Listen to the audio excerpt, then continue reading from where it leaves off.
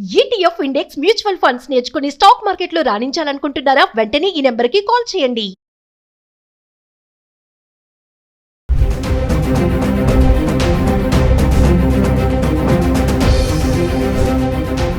Suman TV ప్రేక్షకులకు నమస్కారం. నేను మీ అనలిస్టు మందరి కృష్ణారెడ్డిని మాట్లాడుతున్నాను. బంగారం, వెండి రేట్లు రోజు రోజుకు తగ్గిపోతున్నాయి, పాతాళానికి పడిపోతున్నాయి.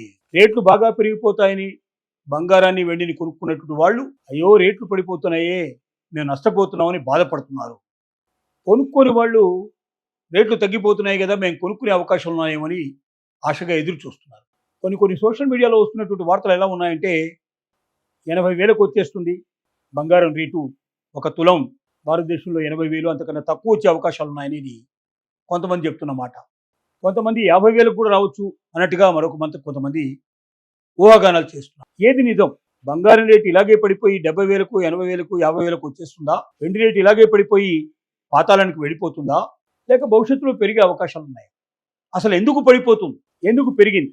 ఈ విషయాన్ని మనం కూలంకషంగా చర్చించుకోవాల్సిన అవసరం ఉంది. మొదటిది ఏమిటంటే, పెరగడానికి కారణాలు అంతర్జాతీయ మార్కెట్లో యుద్ధానికన్నా ముందర, ఇప్పుడు మనకి ఏదైతే అమెరికా, ఇజ్రాయెల్, ఇరాన్ మీద యుద్ధం చేస్తుందో, ఈ యుద్ధం ప్రారంభమయ్యే వాటికి 25 రోజులు దాటిపోయింది. ఈ యుద్ధం రావడానికంటే ముందర ప్రతిరోజు పెరుగుతూ పోతుండేటువంటి యుద్ధాలను మనం చూసాం. బంగారం 1,90,000 దాకా వెళ్ళిపోయింది. వెండి అయితే 4 లక్షల దాకా కూడా, 3.5 లక్షల దాకా టచ్ అయ్యేటువంటి అవకాశం, 4 లక్షల దాకా కూడా వచ్చే పరిస్థితి ఏర్పడింది. కానీ టకటకటకట ఫాల్ అయిపోయి చాలా పాతాళంలోకి వెళ్ళిపోయింది.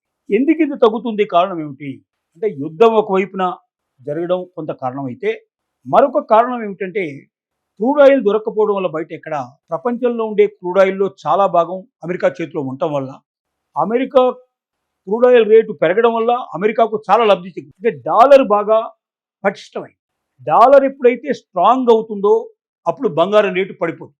ఇంతకుముందు ఎప్పుడు లేనంత స్ట్రాంగ్గా, పటిష్టంగా ఇవాళ డాలర్ రేటు కనబడుతుంది. అంటే డాలర్ ఎంత స్ట్రాంగ్ అవుతుందో అంత వీక్ అవుతుంది బంగారం.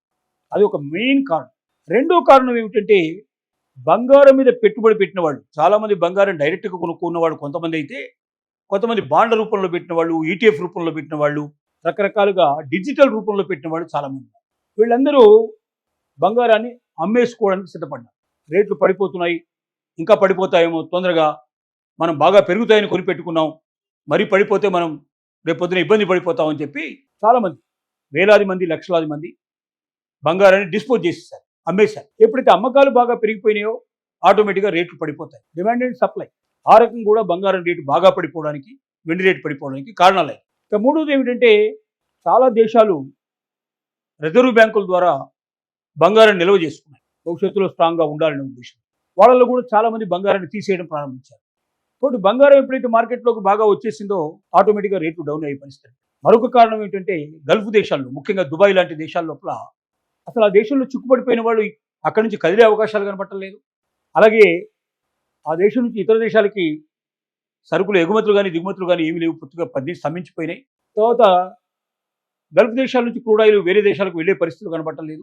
కాబట్టి తమ దగ్గర ఉన్న బంగారం నిల్వల్ని అమ్ముకునే అవకాశాలు లేవు. కాబట్టి అంటే మామూలుగా హైయెస్ట్ రేట్లో సేల్ చేసే అవకాశాలు లేదు. కాబట్టి ఎంతకో అంత తెగనమ్మేసేసి ముందు తమ సమస్యల నుంచి బయటపడదామని చెప్పి బంగారాన్ని విడివిగా అమ్మేయడం మొదలుపెట్టారు. ఇలా బంగారాన్ని విరివిగా అమ్మడం వల్ల బంగారం అనేటువంటిది మరి ఒకవైపున డాలర్ బాగా స్ట్రాంగ్ అవ్వడం నెంబర్ 1. నెంబర్ 2 ఏమిటంటే, డిజిటల్ ఫామ్లో ఉండేటువంటి బంగారాన్ని అంతా కూడా డిస్పోజ్ చేయడం.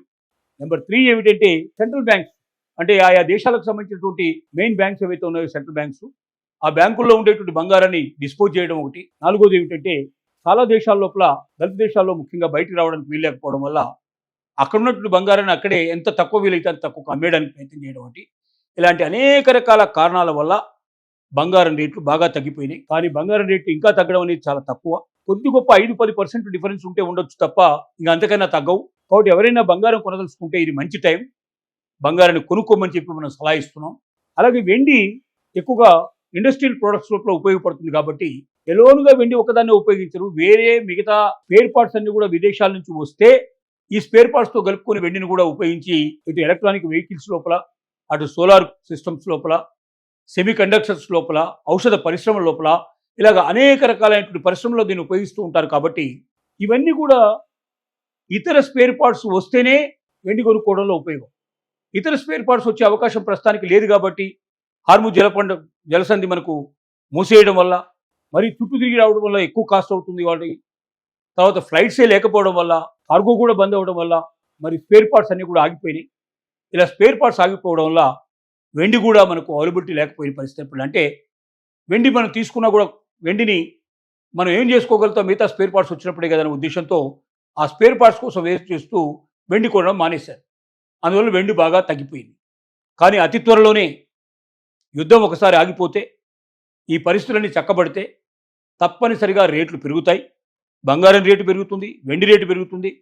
చాలామంది నిపుణులు చెప్తున్న ప్రకారంగా ఈ సంవత్సరం చివరి నాటికి 2026 సంవత్సరం చివరి నాటికి బంగారం రేటు ఖచ్చితంగా 3 లక్షలు దాటుతుందని, అలాగే వెండి రేటు 5 లక్షల వరకు కూడా వెళ్ళే అవకాశాలు ఉన్నాయని ఇది తెలియజేస్తున్న విషయం. కాబట్టి దీన్ని దృష్టిలో పెట్టుకొని మరి బంగారం కొనదలుచుకున్న వాళ్ళు ఇది మంచి రైట్ టైం, ఇప్పుడు కొనుక్కోవాల్సిందిగా, వెండి కొనదలుచుకున్నా కూడా ఇప్పుడు కొనుక్కోవాల్సిందిగా మనం విజ్ఞప్తి చేస్తున్నాం.